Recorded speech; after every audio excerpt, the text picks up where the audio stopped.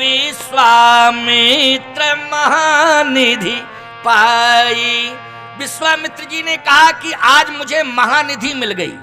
देखो भैया, धन मिल जाता है तो ये निधि है, लेकिन यदि परमात्मा मिल जाए तो ये महानिधि है। मैं एक बात कहता हूं आपसे, हम संतों को अनुभव होता है कि महानिधि मिल गई। एक राजा होता है, उसे निधि मिलती है, जब निधि मिल जाती है तो वो राजा हो जाता है, लेकिन जब परमात्मा मिल जाता है तो वो महाराजा हो जाता है प्यारे। इसलिए साधु संतों को महाराजा कहा जाता है। क्यों भाई कहा जाता है कि नहीं? क्योंकि सबसे बड़ी निधि महानिधि के रूप में है तो भगवान हैं, भगवान। अच्छा, मीराबाई ने पूरा राज खजाना छोड़ा था, बोलो छोड़ा था कि नहीं? राज खजाना छोड़ करके मीराबाई आई और जैसे ही भगवान मिल गए तो कहती है, पायो जी मैंने राम रतन धन, पायो पायो जी मैंने राम रतन धन पायो। तो मीराबाई भी ये महसूस कर रही है कि राम रतन से बड़ा धन कोई दूसरा है नहीं, राम रतन धन सबसे बड़ा धन है।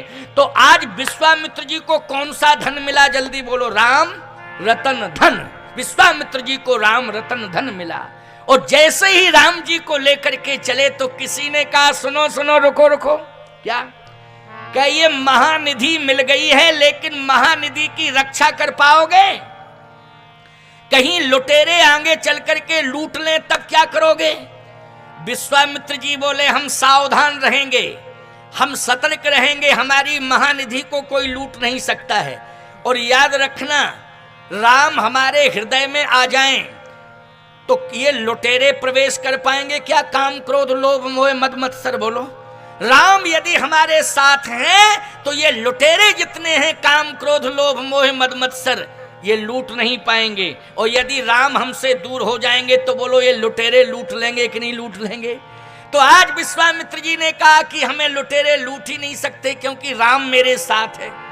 कोई मेरे ऊपर आक्रमण भी नहीं कर सकता है, क्योंकि राम मेरे साथ है। और आज मैं निश्चिंतता पूर्वक यज्ञ को संपन्न करूंगा, क्योंकि राम मेरे साथ है। इसलिए राम का भरोसा, राम पर विश्वास मुझे हो गया है। इसलिए आज मैं राम को महानिधि के रूप में प्राप्त कर चुका हूं। अब मैं जा रहा हूं यज्ञ करने के लिए। राम लक्ष्मण को लेकर के जैसे ही चले, ताड़का आ गई। बोलो कौन आई सामने? ताड़का। ताड़का आई। ताड़का जैसे ही आती है, देखती है तो क्रोध में आकर के खाने के लिए दौड़ती है। देखो, भगवान राम को अयोध्या से लेकर के जनकपुर तक 3 नारियां मिली हैं। 3 नारियां। आप कहो 3 नारियां कौन कौन हैं? एक तो नारी के रूप में ताड़का मिली, दूसरी नारी के रूप में अहिल्या मिली, और तीसरी नारी के रूप में सीता जी मिली। क्यों भाई, मिली कि नहीं मिली? अच्छा, राम जी ने तीनों के साथ अलग अलग व्यवहार किया। क्या? ताड़का आई तो मरण किया, अहिल्या आई तो तरण किया, और सीता जी आई तो वरण किया है। इसलिए 3 नारियां मिली, तीनों के साथ भगवान का अलग अलग व्यवहार हुआ। बोलो हुआ कि नहीं हुआ? ताड़का आई तो भगवान ने क्या किया? गोस्वामी जी कहते, चले जात मुनि दीन दिखाई, और सुन ताड़का क्रोध कर धाई, एक ही बाण प्राण हर लीना, ओ दीन जान तहि निज पद दीन। ताड़का का मरण कर दिया। अब जैसे ही ताड़का का मरण हुआ, विश्वामित्र जी समझ गए कि यज्ञ की रक्षा निश्चित हो जाएगी, क्योंकि ताड़का मर गई। अब यज्ञ की रक्षा निश्चित होगी। लेकिन जैसे ही राम जी को सिद्धाश्रम में लेके पहुंचे, भगवान राम ने कहा, महाराज घबराने की जरूरत नहीं है। क्या करूं राम? यज्ञ करिए ना, यज्ञ करिए, आप घबरा क्यों रहे हैं? प्रात कहा अरे मुनि सन रघुराई, और निर्भय जग करो तुम जाई। का आप निर्भीक होकर के यज्ञ करिए, डरने की कोई जरूरत नहीं। विश्वामित्र जी ने कहा, आप कह रहे हो तो मैं यज्ञ करता हूं। और जैसे ही यज्ञ प्रारंभ किया तो सुन मारीच निशाचर को ही, ओ ले सहाय धावा मुनि द्रोही, ओ बिन फर बाण राम तही मारा, सत जो जन गा सागर पारा, पावक सर सुबाहु पुनि मारा, ओ अनुज निशाचर कटक संहारा। मारीच को बिना फल के बाण से, फर नहीं था, बिना फल का बाण था, बिना फल के बाण से समुद्र के उस पार भेज दिया मारीच को, लेकिन सुबाहु को अग्निबाण से जला दिया। अब ईमानदारी से बताओ, मारीच दोष है कि नहीं और सुबाहु दुख है? अच्छा बोलो, दोष को मारा जाता है कि दोष को दूर किया जाता है? जल्दी बोलो। दोष को मारा नहीं जाता है, दोष को। अच्छा एक बात बताओ, जिसके अंदर दोष है उसी को मार दोगे क्या? उसी को मार दोगे जिसके अंदर दोष है। सावधान, प्रयास ये किया जाता है कि इसका दोष दूर हो जाए, ये बच जाए। क्यों भाई? यही प्रयास किया जाता है ना कि इसके अंदर जो दोष है वो दोष दूर हो जाए, ये बच जाए। तो दोष को दूर किया जाता है, लेकिन दुख का अंत किया जाता है। बोलो, दुख का क्या किया जाता है? अंत किया जाता है। तो दोष रूपी मारीच को समुद्र के उस पार दूर कर दिया, उस सुबाहु रूपी दुख का अंत कर दिया। लेकिन एक बात आपको बताएं, ये किया कैसे? भगवान ने माध्यम किसे बनाया? दोष को दूर करने में और दुख का अंत करने में माध्यम यदि बनाया है तो यज्ञ को बनाया है। सीधी सी बात यह है, ग्रामवासियों कान खोल करके सुन लेना, जिस गांव में यज्ञ होता है उस गांव का दोष दूर चला जाता है, उस गांव के दोष का अंत हो जाता है। यह यज्ञ का प्रभाव होता है। बोलो, यही प्रभाव हुआ यज्ञ का कि नहीं हुआ? दोष रूपी मारीच दूर हो गया और सुबाहु रूपी दुख का अंत हो गया, यज्ञ सफल हो गया। जैसे यज्ञ सफल हुआ, विश्वामित्र जी ने भगवान राम से कहा कि मेरा यज्ञ तो सफल हो गया।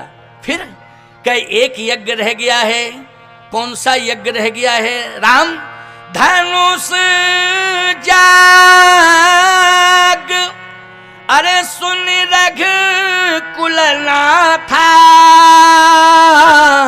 हरस चले मुनिवर के साथा।